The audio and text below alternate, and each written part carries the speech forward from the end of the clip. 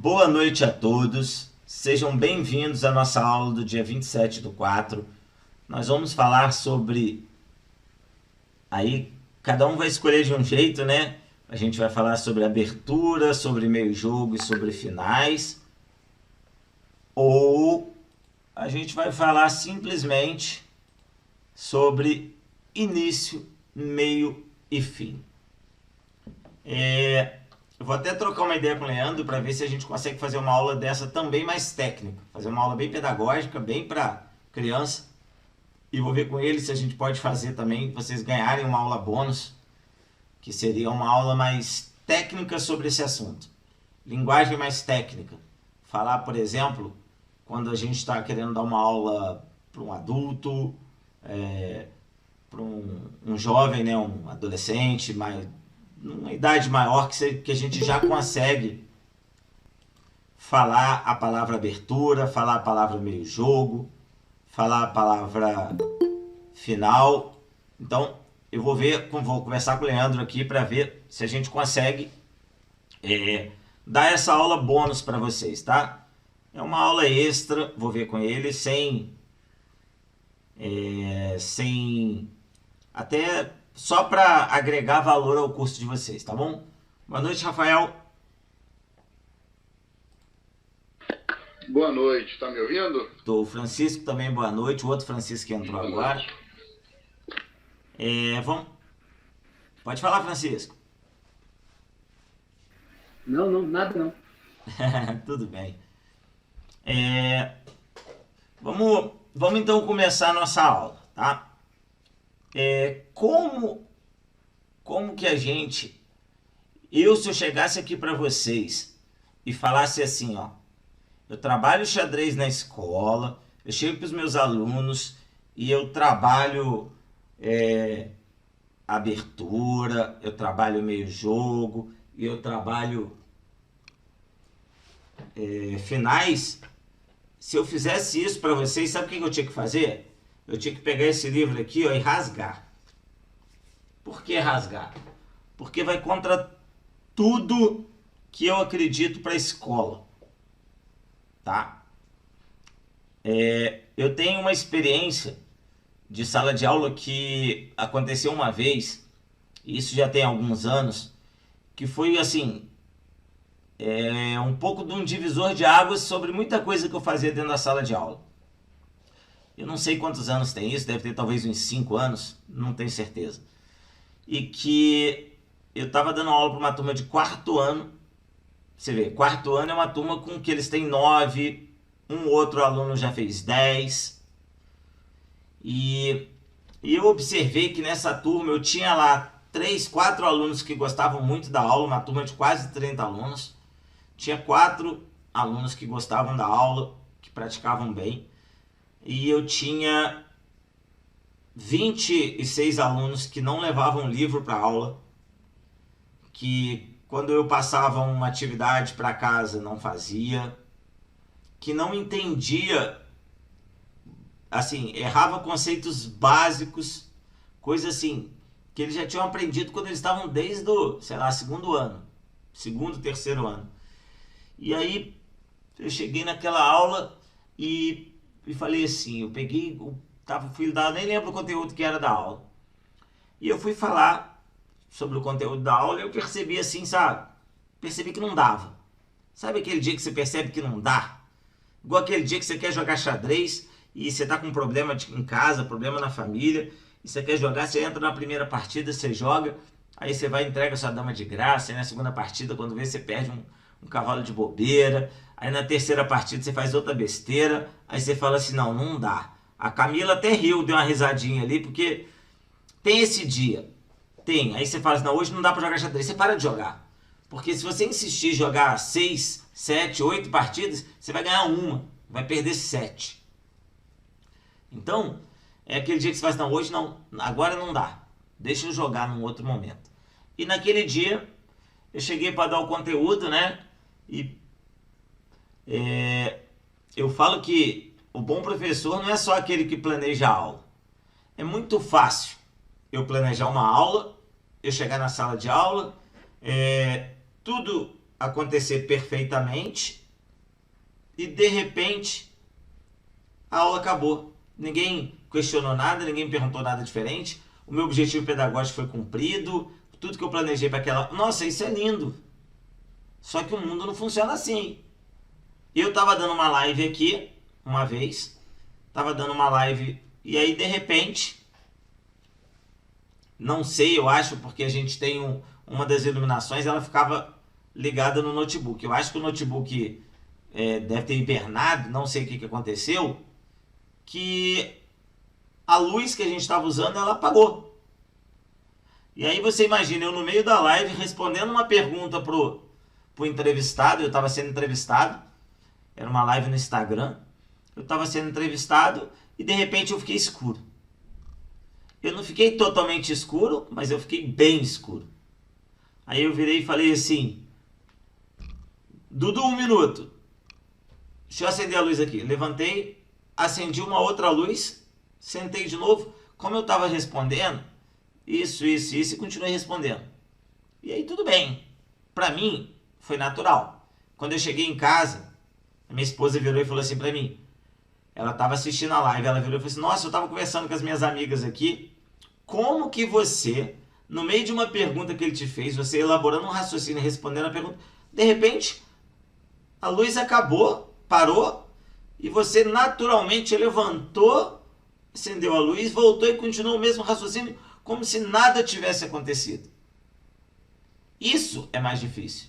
Então, quando você chega numa sala de aula, com tudo planejado e acontece tudo que você quer, nossa, lindo. Só que o mundo não é assim e vai acontecer um dia que vai ter um problema diferente, um outro problema diferente. E aí você precisa saber contornar aquele tipo de coisa. Como eu já falei lá atrás, você vai chegar um dia na escola para dar aula e sua coordenadora vai falar: ó, hoje eu preciso pegar 20 minutos da sua aula para conversar com os alunos. E aí? Às vezes você planejou uma coisa que precisava gastar, que você ia gastar 50 minutos da aula, 45, e de repente você viu que você só tem 25. Porque 5 você vai arrumar as coisas e 25 é o que vai sobrar. Dos 25 você vai tirar mais 2 para guardar o material. E aí, ó, se enrolou, né? Então, se você não pensar, se você não tiver mecanismos para mudar, não precisa ter um plano B. Ah, toda aula tem que preparar um plano A e um plano B. Não. Mas você tem que ter uma expertise, um know-how, uma habilidade para lidar com situações e problemas. Aconteceu alguma coisa? E agora? O que eu faço? Faz alguma coisa. Nesse dia, o que aconteceu com a minha turma? Eu percebi que estava ruim. Estava ruim. Eu cheguei para eles e falei assim, ó, vamos parar aqui um pouquinho. Vamos conversar.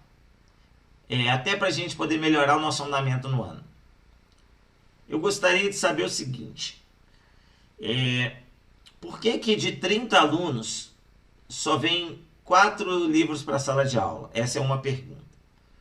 Segunda, por que quando eu passo atividade para casa só 5, 6 fazem? Terceira pergunta, por que quando a gente está fazendo, muitos não estão interessados? Agora eu estou sendo amigo de vocês. Eu quero que vocês conversem comigo e sejam meus amigos. Eu não estou aqui como professor, eu estou aqui como amigo de vocês. E aí eu falei assim, eu não vou ficar chateado se vocês falarem uma coisa ruim, mas eu quero tentar melhorar a nossa aula. E aí foi que algumas meninas falaram que elas não gostavam de xadrez porque elas não entendiam. Teve alguns alunos que falaram que não entendiam porque os pais não tinham comprado livro para eles. Todo mundo tinha livro e tinha 3 alunos na sala que não tinham. Um outro aluno, ele falou que ele gostava, mas ele não entendia porque ele era novo na escola, tinha muita coisa que ele não entendia. E aí o que eu percebi? Eu percebi que eu precisava mudar, alguns conceitos. Foi aonde que eu falei assim, não dá, o xadrez ele não pode ser técnico, ele tem que ser pedagógico. Então, por mais que a gente pense também numa aula técnica, vai dar uma aula particular, você precisa ser técnico, muitas das vezes, numa aula na escola a gente tem que ser pedagógico. Então, de cara, quando eu for falar com os meus alunos já sabem movimento de peça, cheque, checkmate, empate, movimento especial. Tá certo, gente, ó. Eles não vão lembrar dos empates, tá? Fiquem tranquilos. Mas fiquei muito feliz outro dia que eu não tinha falado com os meus alunos ainda, relembrando o movimento especial. E um aluno fez um en passant contra outro na minha aula. E aí o outro falou para mim que o computador roubou dele porque o amigo dele tinha capturado errado. Aí eu fui ver a partida dos dois. Boa noite. E aí eu fui ver a partida dos dois e o menino capturou com a passagem. E o menino falou que não, que ele capturou certo, que ele capturou um movimento especial. Ele não sabia o nome, mas ele sabia que ele tinha capturado um movimento especial. E se parar pra pensar que esse aluno meu que capturou no movimento especial, no ano passado ele quase não teve aula de xadrez, teve muito pouco. Tipo assim, pô, a lembrança dele foi de 2019, então, pô, eu fiquei muito feliz porque ele teve essa lembrança comigo. Então, mas aí então o que acontece? Os alunos teoricamente, tá, gente, já sabem tudo aquilo para trás. Só que eles ainda não conseguem entender como funciona o jogo. Jogar xadrez não é só movimentar as peças. Os benefícios do xadrez, eles não vão ser atingidos para todos os alunos se simplesmente os alunos só movimentarem as peças. Então eles precisam entender para onde eles precisam movimentar as peças. Só que como que eu vou falar isso na escola sem ser técnico? Pensa. Vamos imaginar. Como que eu vou pegar e vou falar para o aluno que ele tem que... só um exemplo. Boa noite, Rodrigo. Como que eu vou falar para o meu aluno que ele tem que colocar uma torre numa coluna aberta? Gente, não se preocupa com o que eu estou falando. Se ele não sabe nem o que é uma coluna direita, ou ele não sabe o que é uma coluna aberta, o que é uma coluna fechada. Então, eu preciso fazer isso ser pedagógico para ele. Então, de cara, vou trabalhar o xadrez na escola. Depois que eu já quero começar a ensinar para eles o que fazer no jogo de xadrez, vamos trabalhar a parte pedagógica. Então, vamos lá. Tava falando com eles aqui, só voltando aqui para quem entrou depois. Vou conversar com o Leandro para ver se a gente consegue fazer uma aula sobre esse mesmo tema que a gente fez hoje aqui, que a gente vai fazer hoje aqui, que é início, meio e fim, só que de maneira mais técnica.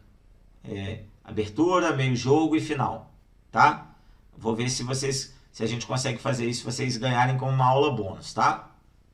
Só para quem chegou depois aí. Então vamos lá. Como então que a gente pode falar sobre início de jogo? Primeiro, chego na sala de aula e falo para eles o seguinte: meus alunos, como que é a nossa aula na escola? Que horas vocês chegam na escola? Aí eles falam: a gente chega 15 para 1. Que horas que começa a aula? Começa 1h. Ok. 1h então é o início da aula? Sim. E na hora do lanche, do recreio, 3h30? O que é isso? 3h30? Aí alguns falam, é hora do recreio. Um ou outro fala que é a metade da aula. Um ou outro só. E eu falo para eles assim, 5h20. O que é 5h20? É o fim da aula. Então olha só, quando a gente está na escola e a gente tem 1h da tarde, o início, 3 e pouco, a metade, que é a hora que você está já cansado e você vai descansar um pouco, brincar com seus amigos, lanchar para ter energia para voltar para a aula, e tem um momento que é 5h10, 5h20, que é o momento que acabou. Esse é o quê? Aí eles, é o fim. Então ok, jogo de xadrez é a mesma coisa. Nós temos o início, o meio e o fim. Jogo de futebol, mesma coisa. O início, o meio e o fim. Tem até uma música, né? Que todo mundo vai lembrar bem, né? O início... Inclusive no Rio tem uma banda que de carnaval, que eles cantam o Vinícius, o Ney e o Tim, tá? Mas é o início, o meio e o fim. Então vamos lá. Aí eu falo para eles, vamos lá. O que vocês precisam saber no início do jogo? Gente, eu falo para vocês, já falei aqui, ó. Pouca gente sabe, mas eu sou vidente, tá? Sou vidente mesmo. Eu adivinho as coisas. Vocês vão chegar para dar aula de xadrez, depois que seus alunos saberem mexer todas as peças, a primeira coisa que eles vão fazer, vocês sabem? Qual a primeira peça que eles vão mexer? Vai, pode falar para mim. Liguem o microfone e falem. Quem quiser, na hora que quiser. Qual é a primeira peça que ele vai mexer? Peão? Beleza. Todo mundo concorda que é o peão? Vamos lá. Tem um que não concorda que é o peão. Na minha turma foi o cavalo. O cavalo. Qual a idade? 8 anos para 9. 8 para 9. Quando eles aprenderam a mexer todas as peças, a primeira que eles mexeram foi o cavalo. Errado. Tá, vamos lá. Beleza. Mais alguém? Júnior? Eu acho que talvez seja o rei ou uma dama, porque seja uma peça grande para eles mexerem. Mas pensa no primeiro movimento do jogo. 99% vai mexer o peão. Camila, qual o peão? Eu vou falar, ó. Vou escrever no chat. Quando você responder, vai estar escrito no chat a resposta, que eu só vou apertar o Enter. O do rei. A Mila acha que é o peão do rei. Fala, Clóvis. A torre, eu acho que é a torre. O peão da torre. Já apertei o Enter. O peão da torre. 99% dos alunos mexem com o peão da torre no primeiro movimento. Fala, Matheus. É Matheus, né? É o Matheus ali, o paulista? Acho que é. Vamos lá. Primeiro movimento que 99% dos alunos vão fazer é com o peão da torre. Gente, vamos pegar o peão da torre e vão andar para frente com o peão da torre. E aí, ó, eu vou apresentar minha tela para vocês e vou mostrar exatamente o que eles fazem, tá?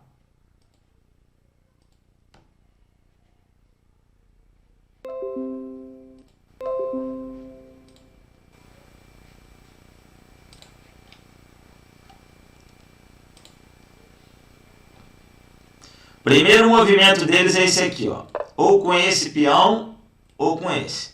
Aí sabe o que o adversário faz? Faz isso. Aí ele pega e faz assim, ó.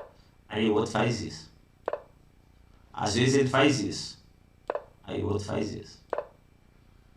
Aí você chega perto deles assim, ó, e fala assim, o que vocês estão fazendo? Aí eles, nós estamos jogando xadrez. Aí eu falo, mas esse peão não pode capturar o outro, não? Aí eles, pode. Eu falei, então por que vocês não capturaram?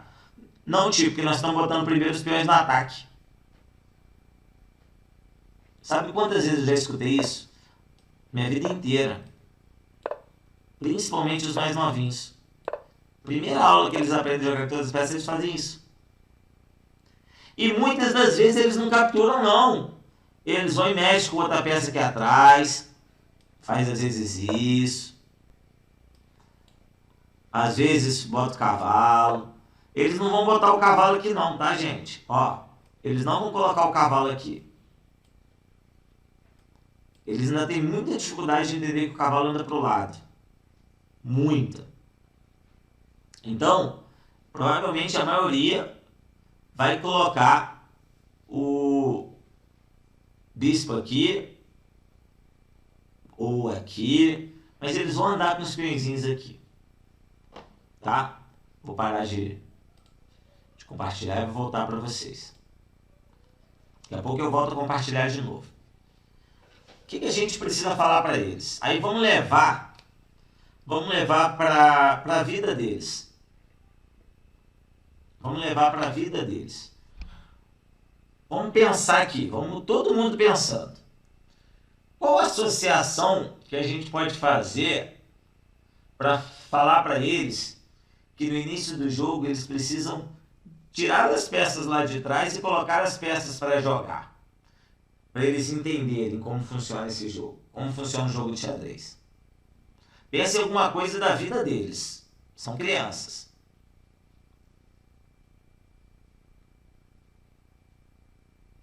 Se não souber, não tem problema não. Eu vou falar. Se souberem, vou deixar aí 30 segundinhos para vocês pensarem em alguma coisa da vida deles para a gente tentar jogar pro xadrez. Sempre conectando com a emoção.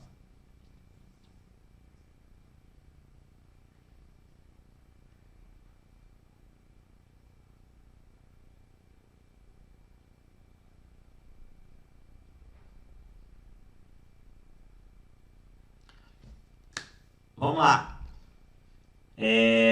Pique bandeira. Todo mundo já brincou de pique bandeira? Já, todo mundo. Se todo mundo sair correndo para pegar a bandeira do adversário e ninguém defender a própria bandeira, o aluno que corre mais na sala vai ganhar o jogo. Então, ó, já fiz uma associação. Pique bandeira. Segunda associação. Futebol. Pode ser? Vamos pensar numa outra forma. Vamos imaginar, futebol, todo mundo conhece quem é o Neymar, quem é o Cristiano Ronaldo, o Messi. Eu falo muito de futebol, gente, não é porque eu gosto de futebol não, porque eu gosto, tá? Não é por isso não. É pelo seguinte, até as meninas que não entendem tanto de futebol, sem preconceito, tá, Camila? Tem muita menina que entende de futebol. Eles conhecem alguns jogadores, por exemplo, sabem que o Neymar é o melhor jogador do Brasil. Alguém vai falar que não é, que o Neymar é caicai, não importa. Isso vai acontecer na sala de aula, eles vão falar. Mas eles conseguem entender que o melhor jogador do time, que os times têm o melhor jogador. Aí você fala com eles o seguinte: vocês acham que se vocês botarem os 10 jogadores para ficarem lá na defesa, defendendo para não tomar gol, e colocar o melhor jogador do seu time lá no ataque sozinho, vocês vão ganhar o jogo? Aí eles entendem que não. E aí o que a gente fala com eles então? No xadrez é a mesma coisa que na vida, é a mesma coisa que no pique bandeira. A gente precisa tirar as nossas peças daqui de trás e colocá-las para jogar. A gente também precisa defender, tá? Mas a gente precisa tirar as peças daqui de trás e colocar as peças para jogar. Qual peça que é melhor? O peão ou o cavalo? Todo mundo vai responder o cavalo. Qual peça que é melhor? O peão ou o bispo? Todo mundo vai responder o bispo. Aí eu faço com eles uma conta. Faço uma conta mesmo, gente. Eu pego a minha caneta, venho pro quadro e coloco lá. Se o Matheus andou aqui com todos os peões dele e o Rodrigo andou com os cavalos e com os bispos e com algum peão também, provavelmente o que vai acontecer? Vocês acham que o peãozinho do Matheus vai capturar o cavalo e o bispo e os peões do Rodrigo? Ou os cavalos e os bispos do Rodrigo vão capturar os peões do Matheus? Qual que é melhor? Aí eles falam, provavelmente as peças do Rodrigo vão capturar os peões do Matheus. Ok. E aí vocês vão chegar lá. Depois que acontecer isso, o que vai sobrar para o Rodrigo? O Rodrigo vai ter lá 6 peões, mais 2 cavalos, 2 bispos, 2 torres, uma dama. E o Matheus vai ter um peão, 2 cavalos, 2 bispos, uma torre e uma dama. E aí você vai falar assim, quem que vai ganhar esse jogo? Aí todo mundo vai falar, o Rodrigo. Por quê? Porque ele tem mais peças. Não só as peças melhores, como as peças piores também. Que o Matheus perdeu, porque o Matheus saiu andando somente com peões. Então, o que vocês precisam fazer no início do jogo? Tirar as nossas peças de lá de trás e colocar as nossas peças para jogar. Acabou. Se vocês falam isso com os alunos de vocês, eles já vão entender que eu não tenho que sair andando com o peão igual um doido. Eles podem não saber ainda para onde os peões têm que andar. Ou para onde as peças lá de trás têm que andar. mas eles já vão saber que eu não tenho que andar somente com peões. Então, primeira coisa é desenvolver as peças. Início do jogo, o que eu faço? Desenvolvo as peças. Aí, você pergunta para eles. Sempre faça essa pergunta. Eu adoro. Gente, é muito bom botar os alunos para falarem, tá? Pelo amor de Deus, coloque. Mesmo que às vezes você perca 2, 3 minutos a mais de sua aula, mas isso dá uma interação muito bacana. Eles vão aprender mais facilmente assim. Então vamos lá. Quais peças nós vamos andar primeiro? Aí vai ter um que vai falar o cavalo, vai ter um que vai falar o bispo, mas a maioria vai falar o quê? O que vocês acham? Alguém dá uma opinião? Eu falo para os meus alunos o seguinte: uma opinião errada é melhor do que opinião nenhuma, tá? Então, responder errado é melhor do que não responder. Fala qualquer coisa para mim. A dama. A dama. Excelente resposta, Rafael. A maioria dos alunos vai falar que tem que andar com a dama. Quando eles estão aprendendo o que tem que fazer no início do jogo, a maioria vai falar assim: eu tenho que andar com a dama. Por quê? Aí você pergunta por quê? Porque a dama é melhor. E aí o que vai acontecer? Ele vai andar com a dama, o adversário vai começar a atacar a dama dele e ele vai perder a dama. E aí ele vai ficar assim: ué, eu achava que tinha que andar com a dama. E aí ele vai ver que não tinha que andar com a dama. E aí vocês vão comentar com eles o seguinte: alguns alunos vão até falar a torre, tá, gente? Eles gostam muito de falar a torre. A torre é bonitinha e a torre é fácil de andar. Um dos motivos que a maioria, quando eles ainda não sabem para onde eles têm que botar as peças e eles não vão andar com todos os peões, eles andam com o peão da torre ainda, pelo seguinte motivo. Compartilhando a minha tela. Eles andam com o peão da torre para poder andar com a torre. Muitos fazem isso. Por quê? Porque a torre é a peça mais fácil de andar. E a torre é boa. Então, além de... a torre é fácil de andar, a torre é boa e a torre é bonitinha. Muitos dos alunos andam com a torre por esses motivos. Então, eles querem andar no início. Aí, o outro aluno também vai andar com a torre. E aí, depois, o outro aluno vai querer fazer uma coisa diferente. Ele vai fazer assim. E aí, quando vê, o adversário vai capturar a torre dele.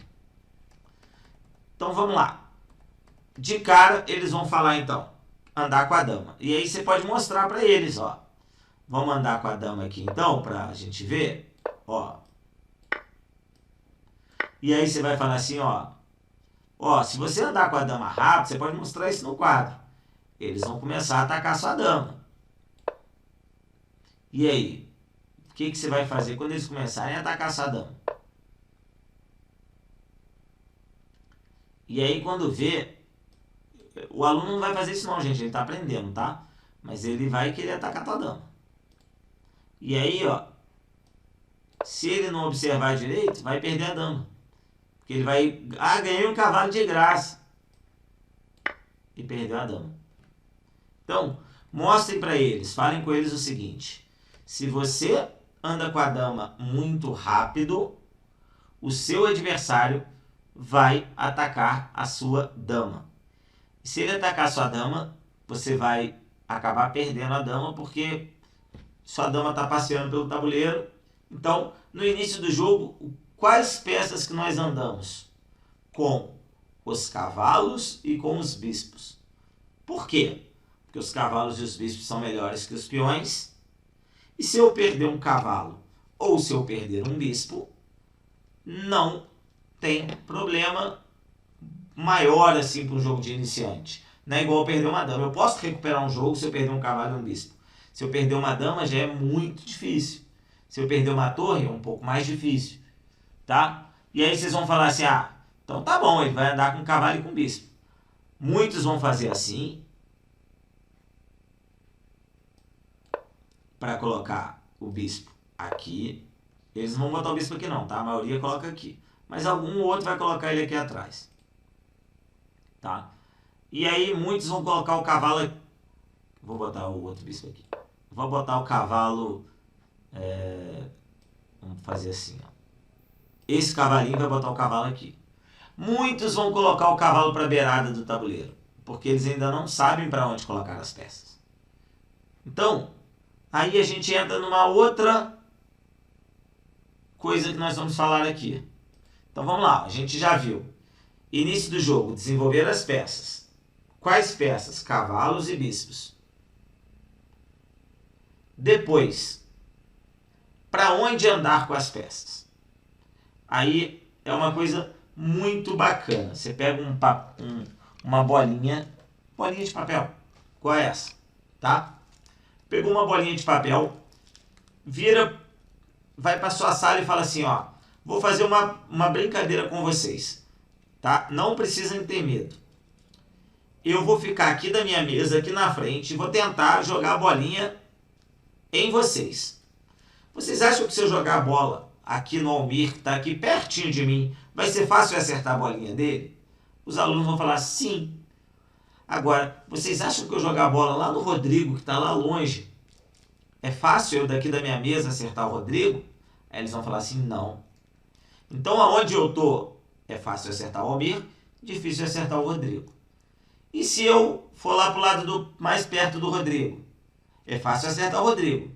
Mas ficou fácil acertar o Rafael, que está lá do outro lado? Não. Então, se eu tivesse que jogar essa bolinha, se eu tivesse aqui 30 bolinhas para jogar, uma em cada criança, qual lugar da sala seria o lugar melhor para eu acertar todas as crianças?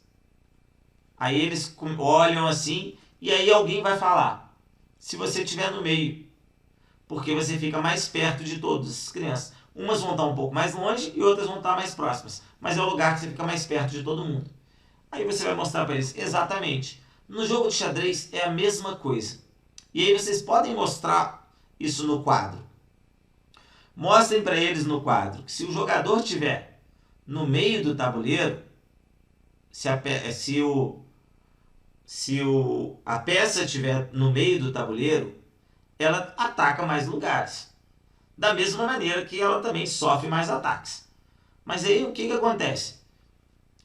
Você mostrou para eles que estar no meio do tabuleiro é bom.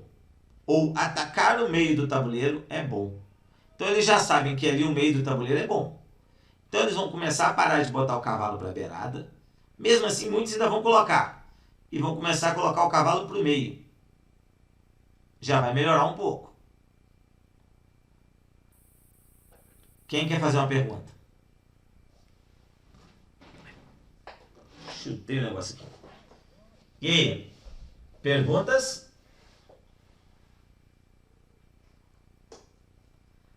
Pergunta.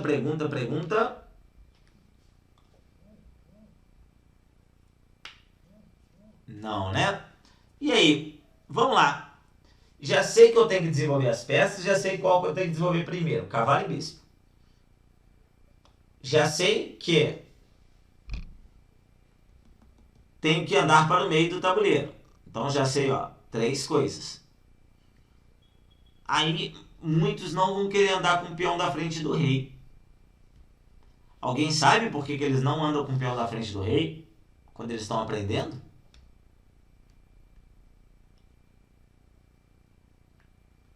Alguém imagina? Pode falar, gente. Vocês vão acertar se vocês responderem. Fala, Camilo. Porque deixou o rei em perigo? Exatamente. Ali, sozinho? Exatamente. Tirou o peão da frente do rei, deixei meu rei em perigo. É o pensamento de todos. E aí você mostra para eles que, na verdade, o rei não está em perigo, porque o bispo está na frente, porque o cavalo entra na frente. Então, ó.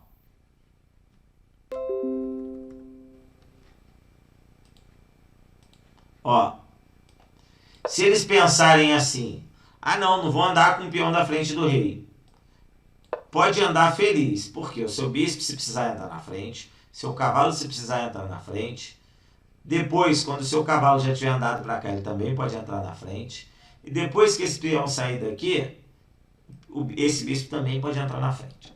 Então vocês vão mostrar para eles que as peças podem entrar na frente. Então, andar com o peão na frente do rei não está desprotegendo o rei, mas está ajudando o seu bispo a jogar. Por quê? O seu bispo precisa de um peão se movimentar para ele poder jogar. O seu cavalo não. O seu cavalo pode pular por cima. O seu bispo não. O seu bispo precisa. E aí entra numa das outras coisas que nós precisamos ensinar para eles no início do jogo. Qual é o objetivo do jogo de xadrez? Quem vai me responder? Checkmate. Isso. O objetivo do... Eu tenho que tomar cuidado com essa pergunta, porque ela tem uma resposta diferente, tá? O objetivo do jogo de xadrez é dar checkmate. Se eu virar para o meu aluno e perguntar assim, qual é... Agora eu vou perguntar a mesma coisa para vocês. Qual é a coisa mais importante do jogo de xadrez? Será que a resposta vai ser checkmate? Quem quer responder? Eu acho que eu já falei para vocês aqui.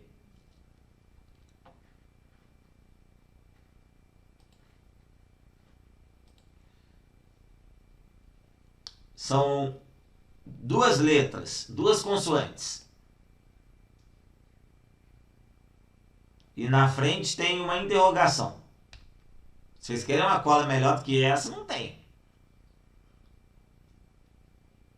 Duas letras, é uma abreviação. São duas consoantes com uma interrogação na frente. Isso é a coisa mais importante do jogo de xadrez. Não adianta ninguém falar para vocês outra coisa que está errado. A coisa mais importante do jogo de xadrez é você perguntar o porquê. Se o adversário fez um movimento, você pergunta na sua cabeça, por que ele fez isso? Então, se o adversário fez alguma coisa, aí vocês, por que ele fez isso? Pergunta na sua cabeça. E você vai perguntar para o seu aluno assim, ó, qual é a coisa mais importante do xadrez? Nenhum vai responder por quê. Eles vão responder dar checkmate, eles vão responder pensar, eles vão responder se divertir, eles vão responder capturar as peças, mas não vão responder perguntar o porquê. Isso é a coisa mais importante do jogo de xadrez. Mas vamos lá, por isso que eu falei que tem que tomar cuidado na pergunta. Eu perguntei qual é o objetivo do jogo de xadrez. Se eu perguntasse, por exemplo, quem ganha no jogo de xadrez, vocês vão falar quem dá checkmate? Quem ganha no jogo de xadrez? Olha como é que eu mudei a pergunta. Será que... pode falar. Quem dá o checkmate, né? Não. Quem ganha. Se você estiver jogando comigo e eu abandonar o jogo, você me deu checkmate? Não. E você ganhou. É Se eu estiver jogando com você e eu fizer 3 jogadas regulares, por exemplo, se o combinado for 3 jogadas regulares, você ganhou e você não me deu checkmate. Então, olha como é que são 3 perguntas diferentes. Qual o objetivo do jogo de xadrez? Dar checkmate. Quem ganha no jogo de xadrez? Não é quem dá checkmate necessariamente. Pode ser e pode não ser. E qual é a coisa mais importante? Não é checkmate. É perguntar o porquê. Se vocês seguirem essa ideia, os seus alunos já vão começar a pensar um pouco diferente. Mas vamos lá. Vamos voltar no objetivo do jogo. Se o objetivo do jogo de xadrez é dar checkmate, alguém quer tomar checkmate? Alguém gosta de perder? Alguém acorda de manhã, espreguiça e fala assim, nossa, hoje eu acordei com uma vontade de perder? Alguém faz isso? Alguém acorda pensando, hoje eu quero perder. Hoje eu vou andar na rua, eu quero perder dinheiro, quero perder tempo no sinal porque eu andei devagar, quero perder. Não, ninguém. Ninguém gosta de perder. Todo mundo aprende. No xadrez, na vida a gente aprende a perder. A gente não gosta. Certo? Inclusive eu tive um aluno meu que era um talento, jogava muito xadrez, e ele parou de jogar campeonato. Por quê? Porque quando ele ia jogar uma partida contra os amigos dele, amigos mesmo da escola, ele não gostava de ganhar dos amigos dele, dos amigos, porque ele não queria que os amigos dele perdessem. Então ele parou de jogar porque estava fazendo mal para ele isso. Parou de jogar xadrez. Ele tinha tudo para ser um grande jogador de xadrez. Hoje ele tem 12 anos de xadrez e nem joga. A irmã dele com 18 joga e ele não joga. E ele era melhor do que a irmã dele. Olha o nível, ele ganhava da irmã dele. E a irmã dele jogava muito bem. Detalhe. Pra vocês terem ideia do que eu tô falando. Ele chegou a ser campeão da nossa cidade aqui mais de uma vez. Só que eu não quis. Beleza. Então vamos lá. Se o objetivo do jogo é dar o checkmate e ninguém quer perder, o que a gente precisa fazer para não tomar o checkmate? Proteger quem? O rei. Como é que a gente protege o rei, Rafael? Vamos fazer o rock. Opa! Protegemos o rei fazendo o rock. Então vocês já vão passar para o aluno de vocês. No jogo de xadrez, nós devemos fazer o rock o mais rápido possível. Vocês sabiam que se você não faz o rock, a chance de perder um jogo de xadrez aumenta em 30%? Se você não faz, o seu adversário faz.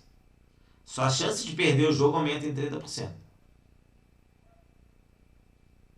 É verdade. Se o seu adversário fez o rock, você não fez, o rei dele vai estar protegido e o seu não tá. Aí alguém vai falar assim, mas eu estava jogando uma partida, meu adversário não fez o rock, eu fiz o rock, ele foi atacar o meu peãozinho do rock lá e me deu checkmate com a dama. Mas aí será que foi porque você fez o rock ou porque você não perguntou por quê? Talvez porque ele foi melhor mesmo, ou talvez porque você não perguntou por quê em algum momento. Tá? Mas isso é papo para outro momento, tá? Falem para os alunos de vocês, fazer o rock o mais rápido possível. Já aprendemos 4 coisas que nós devemos fazer no início do jogo. Tá? Quinta coisa, qual peça que a gente viu aqui atrás que se a gente anda com ela no começo do jogo não é boa? O Rafael falou, a dama. Então, dama.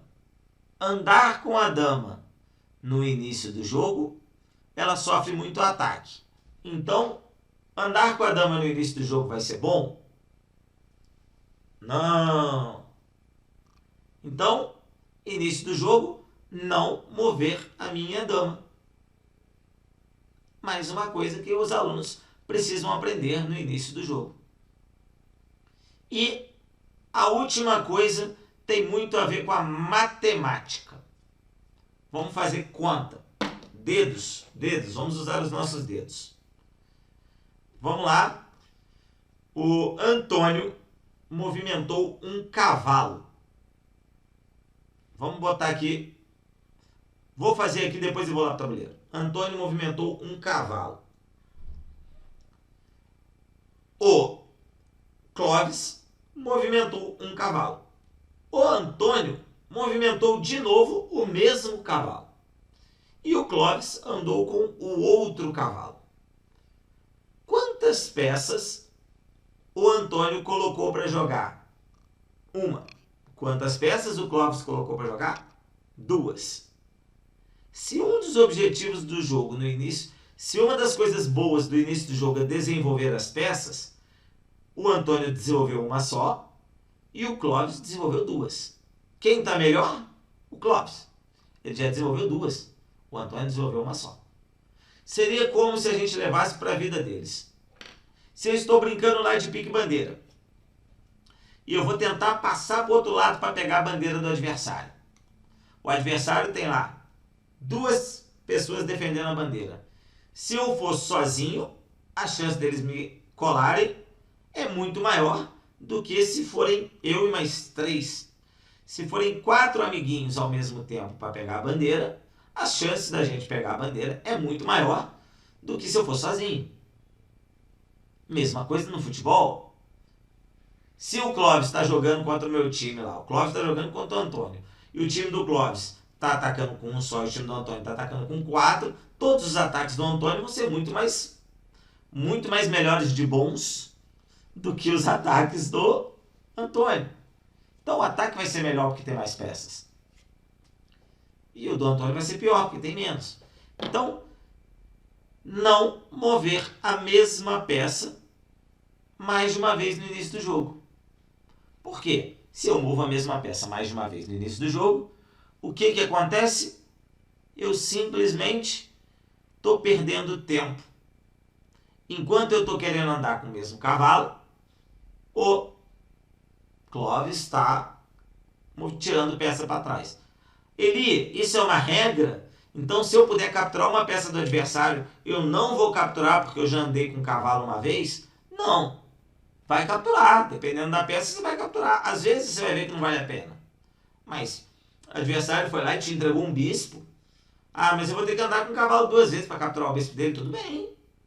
Se aquilo vai te dar uma vantagem, esquece. Não é uma receita de bolo certinha. Mas eles vão começar a entender quando eles melhorarem no jogo que na maioria das vezes que eles andam com a peça mais de uma vez no início do jogo, eles ficam mal. E aí sabe o que vai acontecer?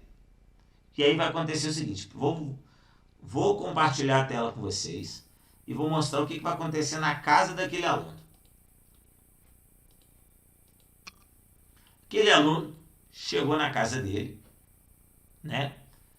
E aí o pai dele foi jogar com ele. E aí o pai dele pegou e andou com a dama lá no início do jogo. E aí aquele aluno é um pouquinho mais esperto e ele olhou, né?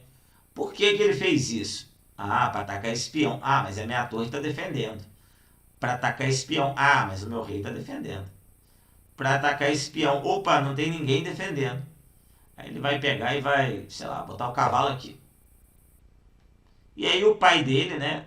Esse aluninho aqui que está de preto, que tem 9 anos, o pai dele veio e botou o bispo aqui.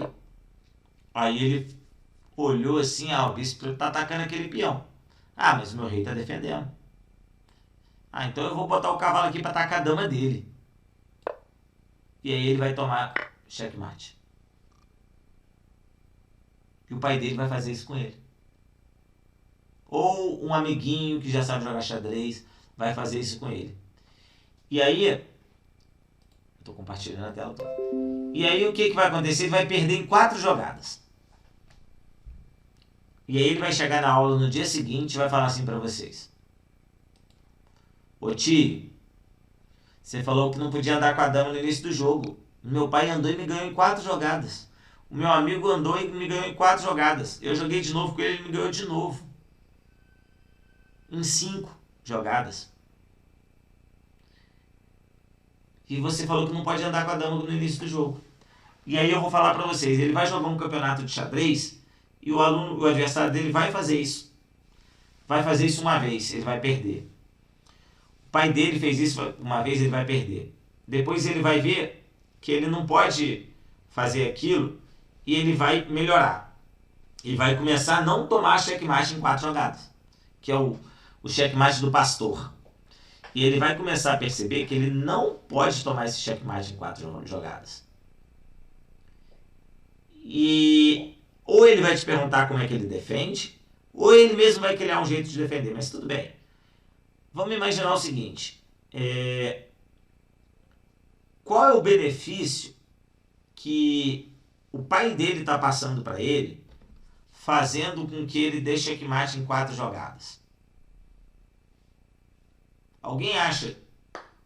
Pode falar. Vai, Camila. O guri se espertar, né? Oi? Atenção. O guri fica mais esperto. O guri fica mais esperto? Sim, tem Ou vai fundamento. traumatizar ele, ou vai desanimar ele. Opa! Ou ele vai prestar mais atenção, né? Que palavra que você falou que começa com a letra D? Qual palavra que você falou aí agora que começa com a letra D?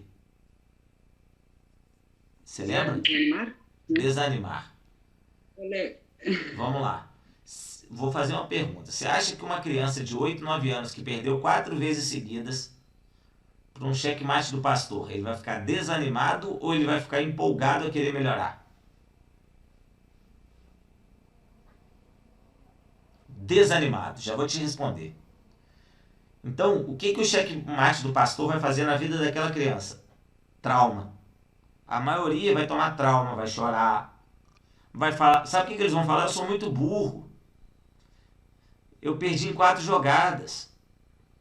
E ele não é burro.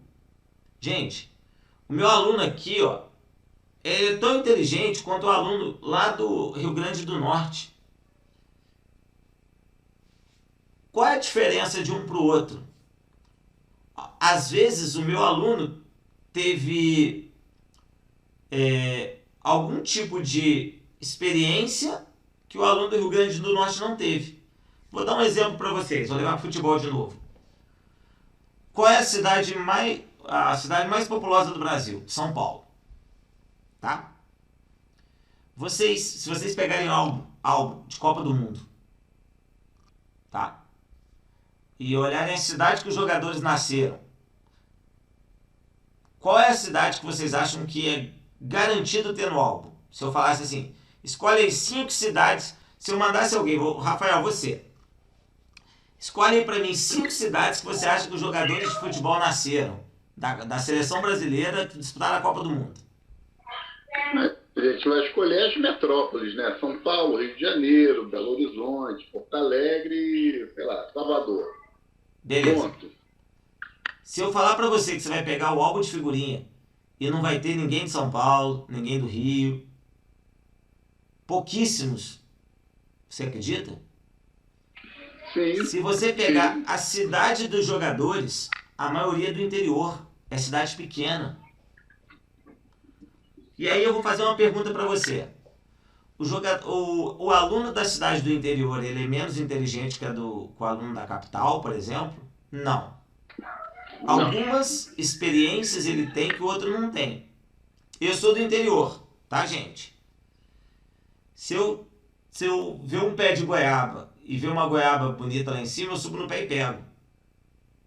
Alguém que foi criado no Rio de Janeiro, em Copacabana, sobe no pé de goiaba e pega a goiaba? Não. Não, nem conhece goiaba, se duvidar.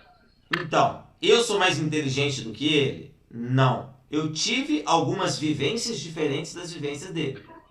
Por exemplo, Exatamente. entrega um celular para uma criança da roça. Ele vai mexer tão bem quanto o meu aluno da escola particular? Não. Não. Provavelmente não. Mas entrega uma pipa e uma linha para ele. Sem ele nunca ter visto uma pipa. Ele vai fazer aquela pipa subir um pouquinho e o outro não vai.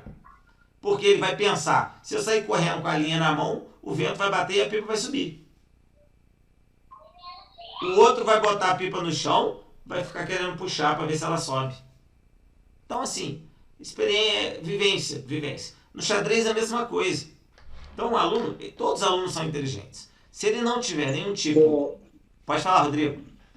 Então, você falando isso aí me fez lembrar, no início das aulas, né, até de 2019, desse ano, eu tive algumas dificuldades no sentido assim, quando eu convidar a criançada para o xadrez, alguns falavam assim, mas xadrez é jogo de nerd, entendeu? Eu não quero.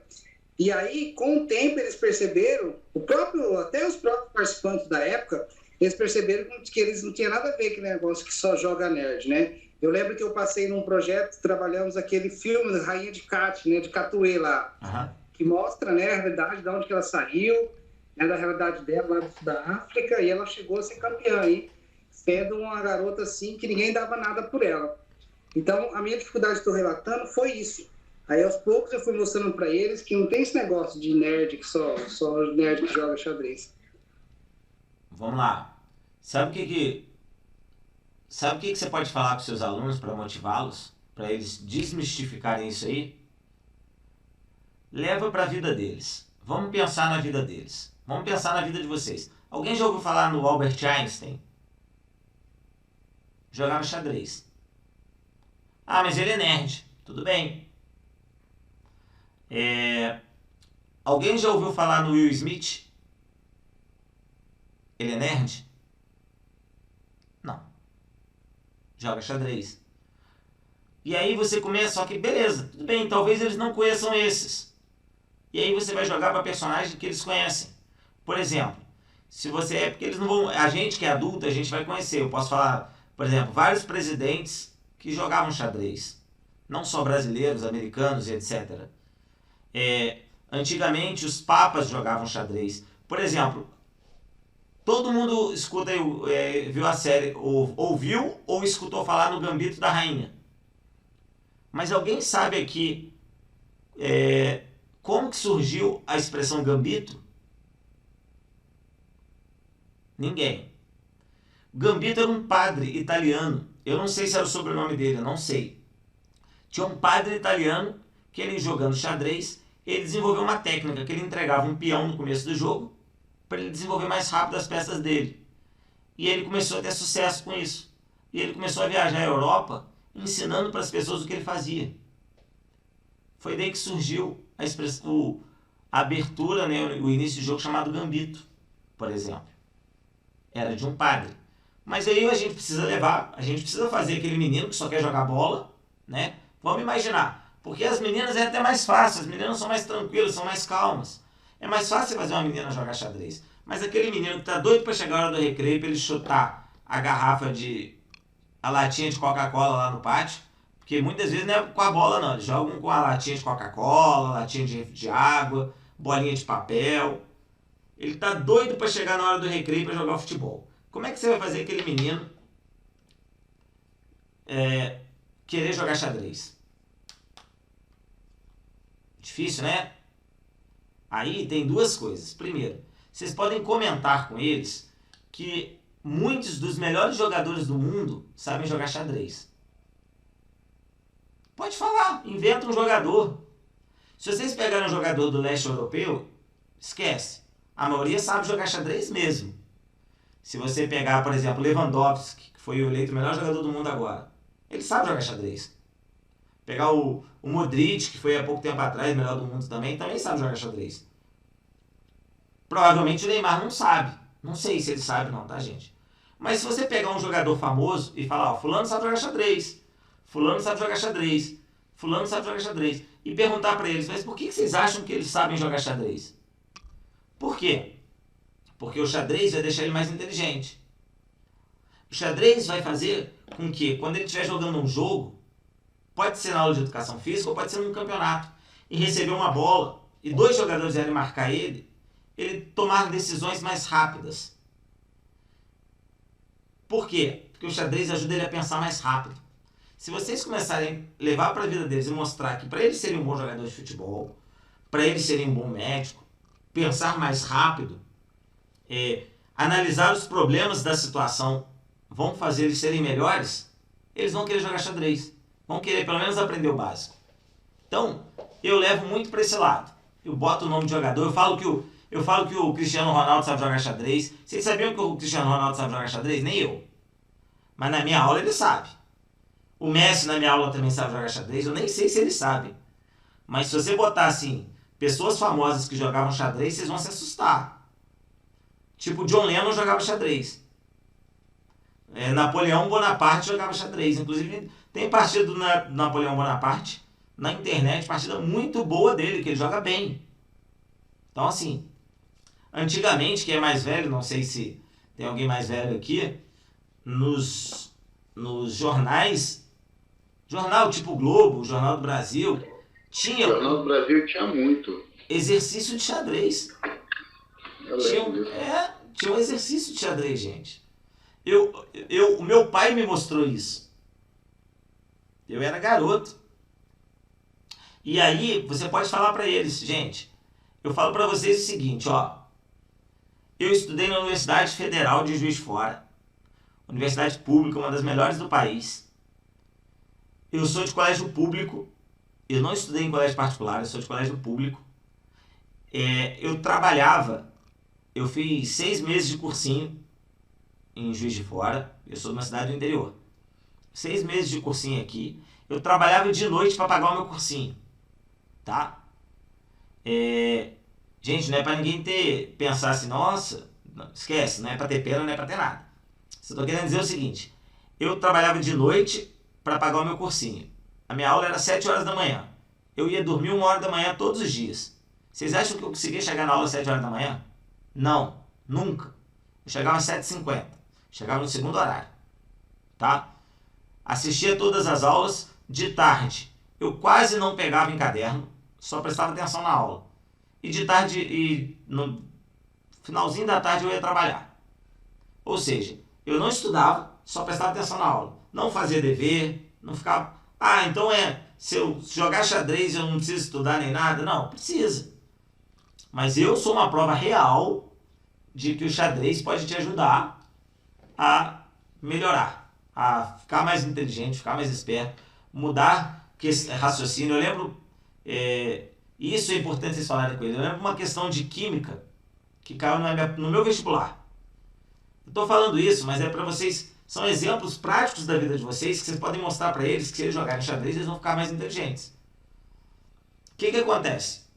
Eu peguei a questão de química e olhei. O título da questão eu não sabia nada. Eu olhei, mas eu falei, vou ler o resto. Letra A da questão, sabia menos ainda. Letra B da questão, sabia bulufas, nada. Letra C da questão, eu olhei e falei assim, opa, tem número aqui. Se tem número, é matemática. Tem coisa escrita, é português. Então, o que eu preciso? Entender o que ele está pedindo e fazer conta matemática. Gente, eu fiz a questão por regra de 3. Eu acertei. Só aquela letra. Só aquela letra. No meu vestibular eu fui o primeiro excedente. Se eu tivesse errado aquela letra, uma galera tinha passado na minha frente. Talvez eu não tivesse passado no vestibular. Talvez tivesse, não sei. Mas o que acontece? Por uma letra que eu não sabia como fazia e eu parei para pensar e eu cheguei na resposta. Então, aquele aluno que tem dificuldade, Rodrigo, que não quer ou que acha que é um jogo de nerd, mostra para ele que não tem nada de nerd. Gente, eu sou zero nerd. Zero. Tá? Vocês vão me chamar para jogar xadrez num bar, eu vou jogar. Vocês vão me chamar para jogar xadrez quietinho pensando, eu vou jogar também. E vão me chamar para jogar uma pelada de basquete, de futebol, eu vou jogar. E bem. Não vou jogar mais ou menos, não. Vou jogar bem. Tá? Porque eu jogo futebol bem, jogo basquete bem. Mas o xadrez me ajudou. Me ajudou muito nisso. Então, leva isso para eles. Leva para a vida deles e como isso vai melhorar. Pergunta sobre o início de jogo. Vamos que o início de jogo, na minha opinião, nesse primeiro momento, é o mais importante para a gente falar na parte pedagógica. O meio-jogo e o final do jogo a gente passa rápido. Porque, pedagogicamente falando, nesse momento, o que eles precisam aprender no meio e no final é tranquilo. E aí, vamos lá. Início de jogo. Perguntas, temos? Então dá 10 segundos só. Já volto.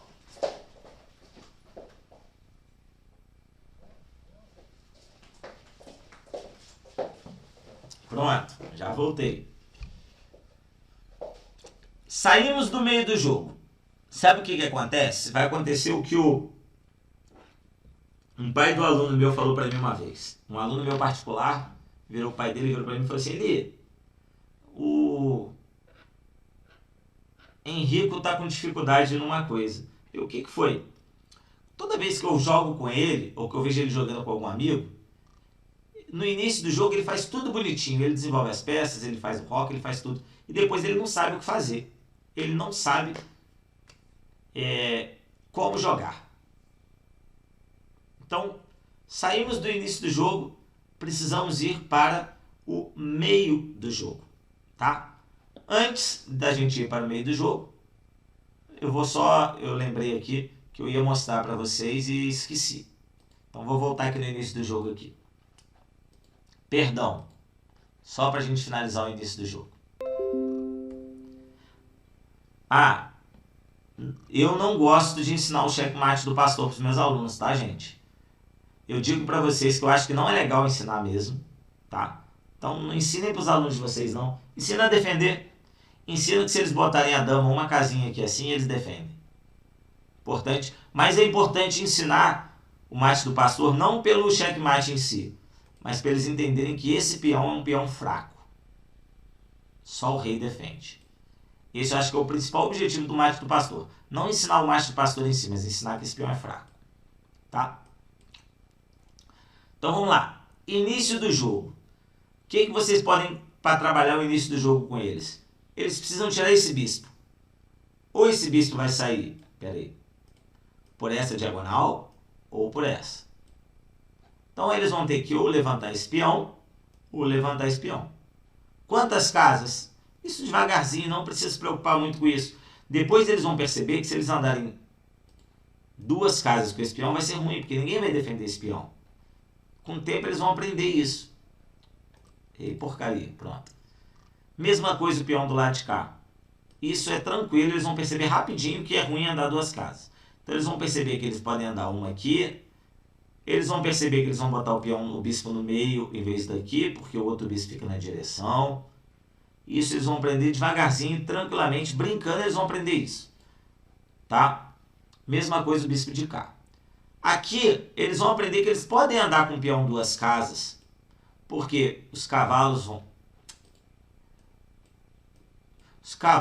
vão defender, a dama vai defender. Então, eles vão perceber isso com o tempo. Então, é bem tranquilo. Eles vão começar a perceber que eles podem ou tirar o peão por aqui, ou tirar pelo meio. Tá? Aí eu vou mostrar um pouquinho aqui de, por exemplo, como andar com as peças no início do jogo sem desenvolver normalmente.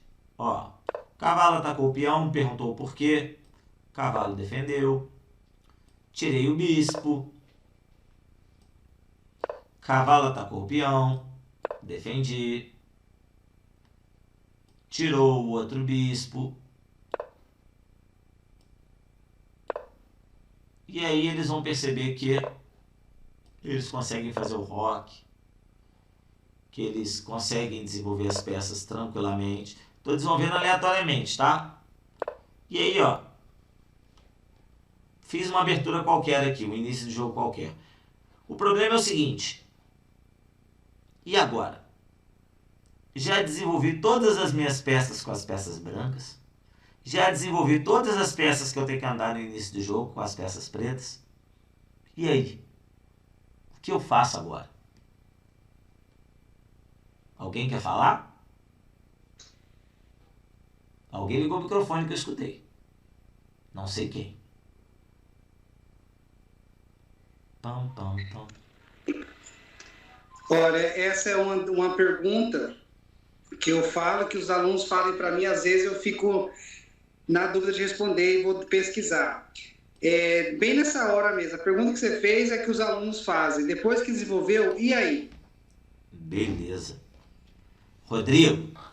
Sim. Vamos levar para a vida deles, tá? Vamos pegar na escola.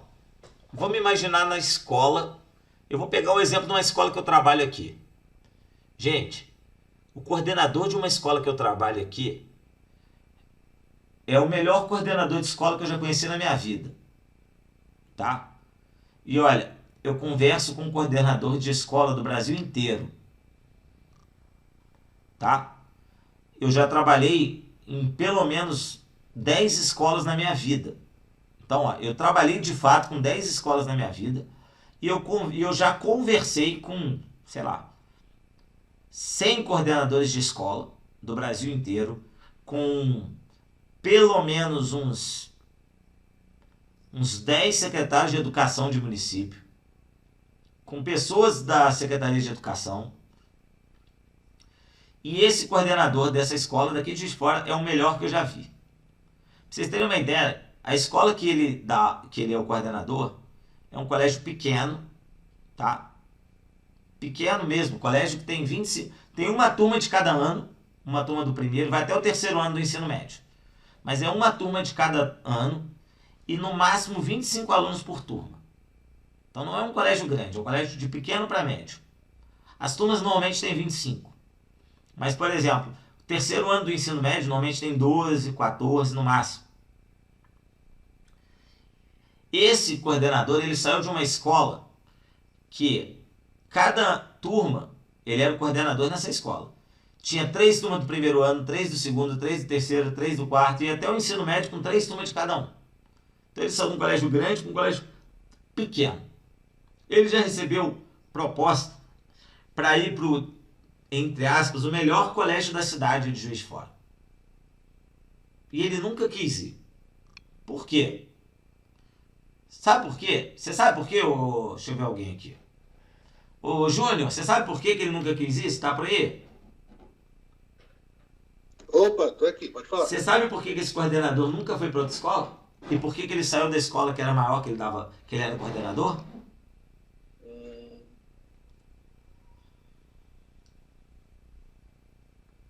Alguém?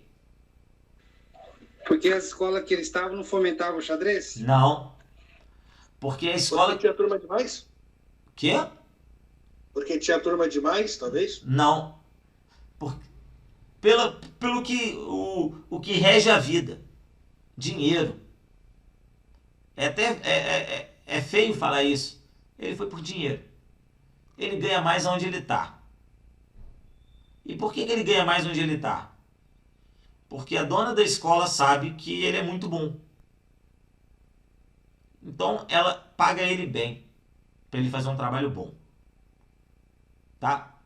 E aí vamos lá. Vamos imaginar esse coordenador da escola.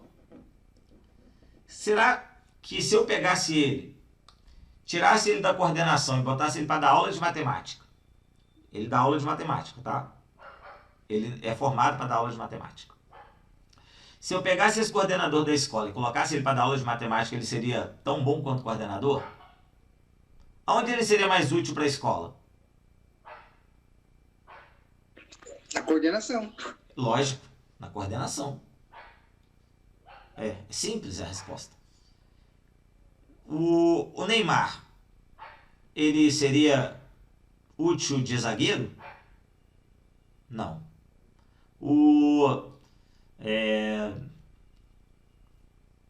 Deixa eu pensar. O Barack Obama seria útil de síndico do prédio? Não. Cada pessoa, ele poderia ser bom como síndico do prédio. Tá? Não estou falando em política, tá, gente? Pelo amor de Deus. Mas ele funciona muito melhor lá. Será que o Renato Russo ia produzir mais pra gente como professor de física ou como músico? Então, as peças do xadrez, elas também têm as suas habilidades. Então, o que a gente faz no meio do jogo? Pensando pedagogicamente falando, Rodrigo, a gente precisa melhorar a posição das nossas peças. Só isso. Só isso. E aí, no meio do jogo, o que a gente faz? Vamos lá de novo. Para nossa telinha. Gente, não estou falando nada técnico, tá? Estou falando pensando no pedagógico. Já falei que eu vou pedir para o Leandro para a gente fazer uma aula técnica sobre isso. No xadrez pedagógico, eu preciso melhorar a posição das minhas peças. Essa minha torre aqui, escondida atrás de um peão, ela está bem? Não. Ela não se movimenta. Olha quantas casas ela pode andar. Apenas uma, só para cá. Mas e se eu pegar e colocar ela aqui? Olha, ela já pode andar para 1, 2, 3. Já melhorei a posição dela. Ah, a minha dama. Aqui, ó, por exemplo. Será que essa dama poderia ficar melhor aqui? Talvez. Já aumentei, ó. Já melhorei aqui, ela já ajudou o bispo aqui, ó. Ó. Já melhorei algumas posições. Talvez ela veio para cá para depois vir para cá, em algum momento que esse bispo não estiver aqui. Então, no meio do jogo, o que você faz? Melhora a posição das suas peças e é o momento que começam as trocas de peças. O adversário vai pegar, vai capturar aqui, aí você vai capturar aqui. Aí ele vai pegar e vai fazer isso daqui. Aí você vai olhar, opa, tá atacando a minha dama. Tem que tirar minha dama daqui, vou colocar minha dama aqui. Aí ele vai, tipo, sei lá, capturar um peão, por exemplo. Aí o adversário vai, esquece se é bom ou se é ruim, tá, gente? Só tô aleatório. E aí ele vai pegar, botou o cavalo ali. Aí ele vai pegar, tirou aqui, aí o adversário Pegou e capturou a torre. Aí, o que a gente fez aqui? Chegou num momento aqui do jogo que a gente olha e fala assim: ah, as peças pretas estão melhores, porque elas perderam um peão, mas elas trocaram um bispo na torre. Opa, chegamos num segundo momento que a gente usa no meio do jogo. Continua a ideia de melhorar a posição das peças, porém, agora nós estamos indo para um momento que as peças pretas estão melhores e elas têm uma chance maior de vencer o jogo. O que a gente faz quando a gente está melhor no jogo? Alguém sabe? Simplifica. Opa! Simplifica. Na escola, eles não conhecem a palavra simplifica. Como é que a gente melhora essa palavra para eles?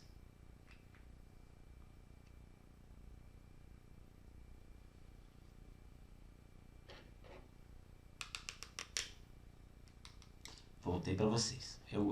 Gente, eu não sei se o pessoal que edita é uma porcaria eu fazer isso aí, de voltar para vocês, mas eu gosto de olhar a cara de vocês. Então, desculpa que eu volto mesmo. Como é que a gente melhora essa palavra simplifica, Rafael? Eu acho que foi você que falou, né? Porque a voz parecia ser sua. Não, fui eu. Agora, achar assim, troca as peças. Como é que... igual Achou? valor, né? Achou, troca as peças. Tô ganhando o jogo, no meio do jogo, o que eu faço? Eu troco as peças. Por quê? Se eu trocar as peças, eu vou pro final do jogo com uma torre contra um bispo seu. Porque lembra que trocou o bispo na torre? Se eu conseguir trocar todas as peças, no final do jogo vai sobrar lá um bispo para você e 3 peões. E para mim vai sobrar uma torre e 2 peões. Então, metade do jogo, Rodrigo. Tá na vantagem, troca as peças. E se eu não tô na vantagem, tô perdendo, fujo das trocas. Mas aí tem essa questão também do valor das peças, pensando na troca, né? Claro. Você quer trocar essa caneta que está na minha mão pelo seu celular? Não. Ah, mas tudo bem. Mas o bloquinho seu que você anota aí, você quer trocar no meu celular, né? Sim, claro. Então, o valor das peças ele vai influenciar totalmente nesse meio do jogo. E estamos pensando no pedagógico, tá? Ainda não estamos pensando naquele, eu vou sacrificar essa peça aqui porque eu vou melhorar minha posição no tabuleiro. Gente, esquece. As crianças têm... Eu vou voltar daqui a pouco e vou falar as idades que a gente trabalha cada coisa dessas, tá? Mas eu vou falar depois, que eu vou falar tudo de uma vez só. Então, eles ali, eles ainda não sabem o que é isso, não. Uma criança de 8 anos de idade, que está na escola, não faz aula particular, ele ainda não sabe que às vezes ele vai deixar o adversário capturar um peão dele, 2 peões no início do jogo, e vai desenvolver muito rapidamente as peças, vai ficar muito melhor do que o adversário. Ele ainda não sabe disso. Tá? Então, tá na vantagem, eles vão trocar as peças para levar para o final do jogo. Só que, se eles trocarem todas as peças, inclusive os peões, o jogo vai empatar. Então você fala para eles o seguinte, tá ganhando o jogo, troquem as peças, mas não troquem todos os peões não. Tentem não trocar os peões. Por quê? Se sobrar 5 peões para o Rafael e 5 peões para mim, e o Rafael tem um bispo e eu tenho uma torre, a minha torre é melhor do que o bispo dele. Então a minha torre vai capturar os peões dele mais facilmente do que o bispo dele vai capturar os meus. Então eu vou chegar mais lá na frente no final, num segundo momento do final do jogo, com 3 peões e o Rafael com 1. O que vai acontecer com esse peão? Vai sair andando até o momento que ele vai ser um cavalo ou um bispo. De repente ele vai ser uma torre. E quando ele chegar na 8ª linha, ele vai ser uma dama. E detalhe, o aluno de vocês, se já tiver uma dama no tabuleiro, ele vai achar que não pode pegar a segunda, hein? Pode sim, mais de uma. 2, 3, 4. Tá. Oi, Lê. Fala, Almir. Eu dei aula essa semana, segunda-feira, né? De de xadrez na eletiva que eu tô lecionando na escola. E aí teve um aluno que perguntou sobre isso, né? Sobre a promoção do peão. Ele perguntou assim, professor, se minha dama já tiver sido capturada e eu conseguir chegar com o peão lá no final do tabuleiro, eu posso trocar ela, né? Eu posso trocar o peão pela minha dama, porque ela já foi capturada, né? Aí eu tive que explicar que, não, você pode ficar até com mais de uma dama em jogo, né? No tabuleiro. Não precisa que sua dama tenha sido capturada para poder fazer essa promoção.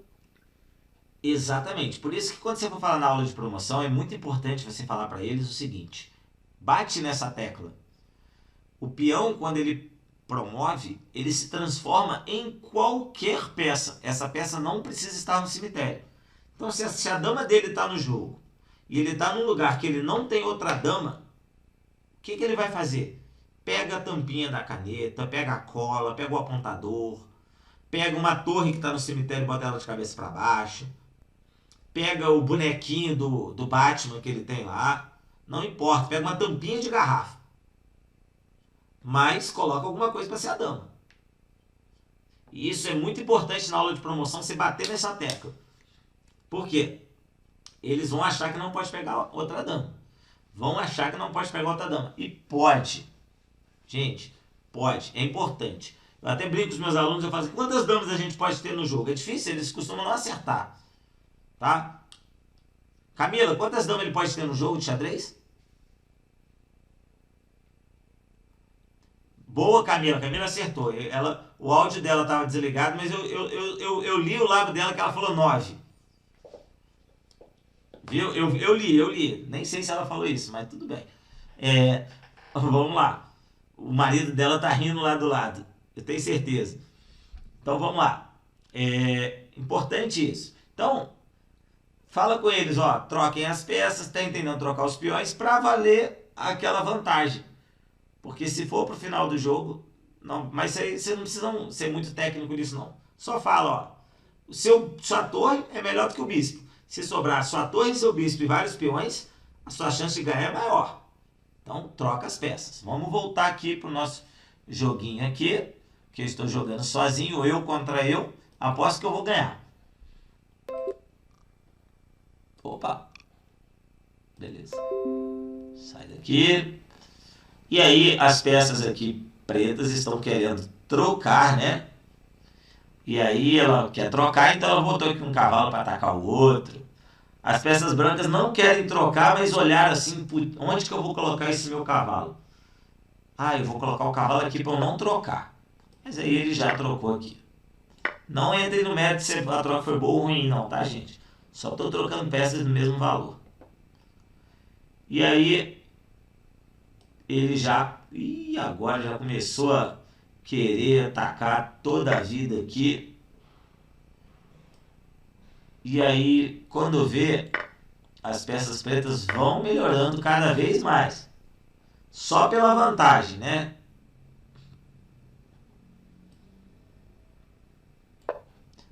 Tô jogando aqui mais ou menos, tá, gente? Não se preocupa se eu estiver fazendo coisa ruim, não, tá? O objetivo não é fazer melhor lance aqui, não.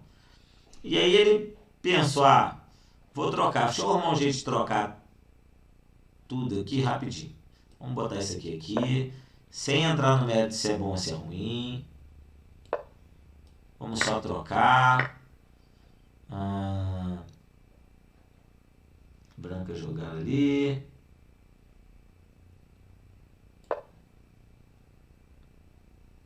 Pior que eu tenho que... já sei. Já sei como é que eu vou fazer. Beleza, pronto.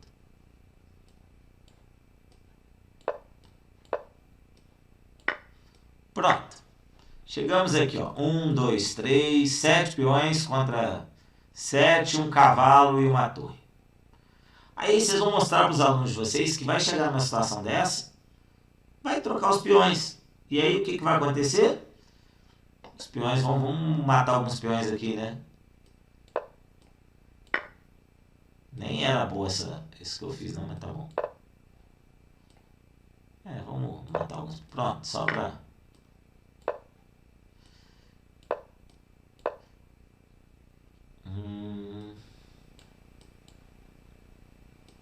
E aí o que acontece? Os peões vão ser capturados. E aí no final do jogo vai sobrar mais peões para o time preto. E esses peões aqui vão avançar toda a vida. E vai acabar virando uma dama, ou esse cavalo vai ter que acabar morrendo para algum peão ali. E aí o que vai acontecer? Vamos chegar no final do jogo com uma torre, ou uma torre e uma dama contra o rei. E aí eles aprenderam. Por que eu falei que o meio do jogo e o final do jogo a gente fala menos? Vamos analisar o seguinte. Meio do jogo, se eu quiser trabalhar muito esse tema, eu estou sendo técnico. E o que eles precisam saber no primeiro momento é que eles precisam ser pedagógicos. Que a gente precisa falar o xadrez de maneira pedagógica dentro da escola. Então, meio do jogo, falou só isso, tá lindo e maravilhoso. Devagarzinho, eles vão aprendendo mais. Aquele aluno que se destacar mais, ele vai fazer uma aula particular, ou você vai indicar, ou você mesmo vai dar aula particular para ele fora da escola, você vai abrir uma escolinha para você. Às vezes, dentro daquela escola que você trabalha, vocês vão abrir uma aula extra de xadrez para quem quiser melhorar, ou você vai criar no seu bairro, no clube, escolinha de xadrez, aquele aluno que faz na escola vai para lá para melhorar. Aí você vai falar mais tecnicamente com ele sobre meio do jogo. E aí você vai pensar, pô, eu preciso aprender mais sobre meio do jogo. Até você que às vezes está muito iniciante, vai procurar estudar um pouco mais sobre o meio do jogo. Tudo bem, mas não é o foco aqui. Levou para o final do jogo. Por que eu falei final do jogo a gente fala muito rápido? Por quê? Eles já aprenderam na aula de checkmate como dar checkmate com uma torre contra o rei, como dar checkmate de 2 torres contra o rei, como dar checkmate de dama contra o rei. E aí o que ele fez? Você criou para ele um mundo que ele conhece. Por exemplo, vou falar um exemplo bem estranho. O que acontece se a gente for no banheiro fazer número 2, todo mundo vai entender, e não tiver papel higiênico? A gente vai dar um jeito, vai entrar para tomar banho, vai dar um jeito, vai se limpar. O que acontece se uma criança de 8 anos chegar dentro do banheiro e não tiver papel higiênico? Ele vai gritar para a mãe dele. Ele não vai pegar e vai pensar que ele tem que arrumar um jeito dele se limpar. Quando você leva o xadrez lá para o final do jogo, que aquele aluno chegou no final que ele olhou assim, opa, eu tenho 2 torres e ele só tem um rei. Checkmate escadinha, esse eu sei. Olha, se esse peão chegar do outro lado, eu vou ter uma dama. Dama e rei contra rei, eu também sei. É o beijo fatal. Ó, uma torre o time me ensinou. Deixa eu lembrar aqui, vou tentando aqui, que aos poucos eu vou lembrando. Então, você chegou no final do jogo por uma coisa que ele já aprendeu lá atrás. Ele só vai reforçar. Então, simplificou, levou para o final do jogo, pronto. Eu não vou ensinar dentro da sala de aula como é que é um final de peão, eu não vou ensinar para eles como é que é final de torre, eu não vou ensinar nada disso, porque isso não vai ser o pedagógico. Isso não vai ser o... Se eu começar a ensinar isso na escola, sabe aquele aluno lá, o Rodrigo, lá, o aluno do Rodrigo, que falou que xadrez é o jogo de nerd, ele vai achar que é mesmo. Ele não vai querer jogar, porque começou a ficar difícil, começou a ficar chato. Ah, você está falando ele que xadrez é chato? Não. Mas quando ele tem 8 anos de idade, se começar a ficar difícil, fica chato. E eu tenho que fazer ser lúdico, ser legal. Eu tenho que mostrar o baralhinho para ele. Eu tenho que fazer ele correr e jogar xadrez com uma bola de futebol. Como? É o xadrez na quadra lá, que ele vai ter que conduzir a bola de um pé para o outro e fazer um lance no tabuleiro e entregar a bola na fila. Eu tenho que fazer ele gostar do que ele está fazendo. Levou para o finalzinho que ele conhece, pronto. Ficou moleza para eles. E aí, qual o momento das... Então, ó, observa que o mais importante nisso tudo, na minha opinião, é o início do jogo para eles. Porque se eles entendem o início do jogo, começam a entender o início do jogo, eles entendem o quê? começam a entender melhor para onde que as peças têm que se movimentar. E aí eles começam a montar planos. E aí o xadrez começa a fazer efeito na vida deles. Começa a analisar ação e reação, consequência dos atos, perguntar o porquê que o adversário jogou. Aí começou a fazer efeito na vida deles o xadrez. O início do jogo levou para isso. E aí ele vai começar a aprender depois que, opa, se eu botar minha dama capturando aquele peão lá do cantinho com o meu bispo defendendo a dama, eu dou checkmate. Pera aí, o bispo já está mirando lá, o que eu preciso? Eu preciso montar um caminho para a dama. Ele vai começar a ver checkmate. Igual a minha aluna, que dava checkmate em todo mundo, e eu fui lá e ensinei para a turma. Ó, ela está dando checkmate porque ela está fazendo isso, isso e isso. A turma inteira aprendeu como que ela dava checkmate. Na aula seguinte, eu tive lá 20 checkmates na mesma aula. Nunca tive isso na minha vida. Ninguém conseguia defender, mas todo mundo conseguia fazer, porque eles aprenderam como é que fazia. E ela teve que se reinventar. Ela teve que aprender outras coisas. Isso foi bom para todo mundo, foi bom para ela. Depois eles aprenderam a defender o checkmate daquele jeito. Mas assim, então, o início ali vai ser muito importante. Primeiro ano, eu ensino isso? Não. Segundo ano, eu ensino isso? Sem falar essas palavras, eu começo a ensinar no final do segundo ano. Lá para setembro, eu começo a mostrar para eles um pouquinho disso. Terceiro ano, eu já começo o ano. Reviso as peças muito rápido, boto eles para jogar, eles estão voltando das férias, estão doidos para jogar. Nas férias não jogaram, quase nenhum jogou. Jogo um pouquinho de jogos adaptados com eles lá nas primeiras 3 aulas ali. Depois já entro no início do jogo. Início do jogo. Já boto lá para eles jogarem, aprenderem o início do jogo. Quarto ano e quinto ano, minha primeira aula do ano, do quarto e do quinto ano é joga xadrez à vontade, só para matar a saudade. Segunda aula do ano, do quarto e do quinto ano. Vamos relembrar. Relembrar o quê? Início de jogo. Inclusive, tem uma música, tá? Vocês lembram de uma música que um grupo, aí cadê o Júnior tá ali com violão, tem um grupo lá de Porto Rico que eles me copiaram, tá? Eles pegaram a minha música e inventaram uma música para eles, falaram que é a música que eles inventaram primeiro. Mas quem inventou foi eu, que é a música do Xadrezito, tá? Vocês conhecem a música do Xadrezito? Não. Mas o Despacito vocês conhecem, né?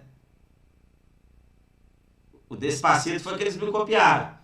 Porque a música do Xadrezito é no Xadrezito, no início do jogo mexe os cavalitos, e logo depois vem com os bispitos, atacando o centrito, pra fazer o roquezito.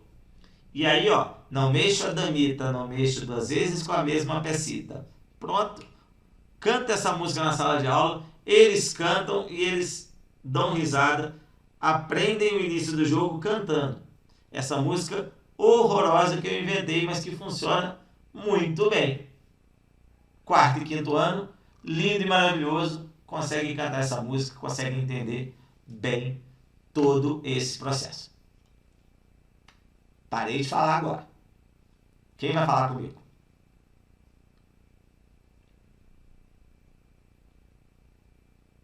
Alguém quer falar, por favor. Qualquer coisa. Pode falar mal, pode falar bem. Fala alguma coisa. Vai, Júnior. Essa música Esse xadrezito é interessante. Criativo, bem criativo. Eu bolei isso indo de carro, dirigindo e indo pra sala de aula. A música tocou na rádio, peraí. Aí eu fiz a música na hora. Mais alguém, fala alguma coisa, vamos lá. Perguntas, falem bem ou falem mal, mas falem de mim, por favor.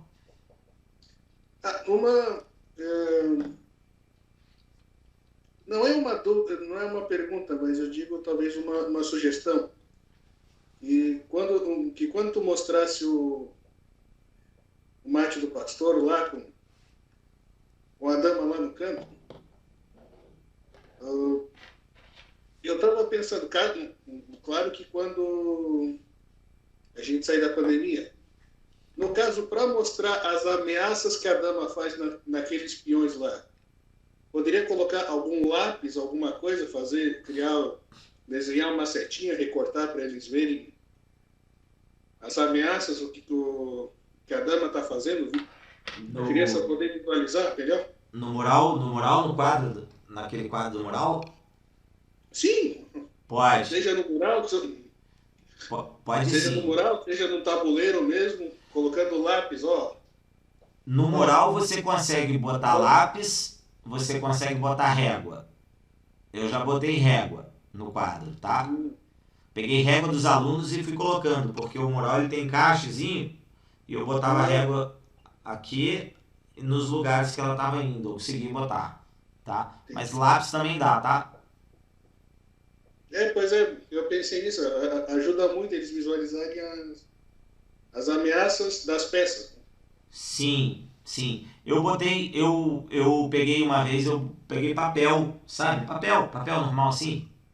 E aí eu falava, onde que a peça está atacando? Aí os alunos falavam, tal peão, eu botava um papel na frente do peão.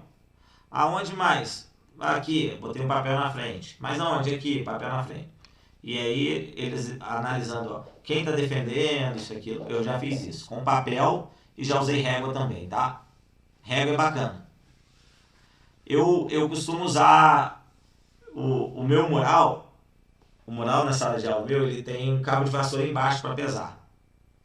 Eu tiro aquele cabo de vassoura e uso ele como meu, para apontar, né? Que eu aponto do lado assim, fica apontando todo mundo. E aí eu uso aquele, inclusive esse cabo de vassoura eu uso para um monte de coisa. Até para brincar com os alunos eu uso ele muito. Mas pode sim, Júnior. Isso. Perfeito. Mais alguém? Vai. Fala comigo.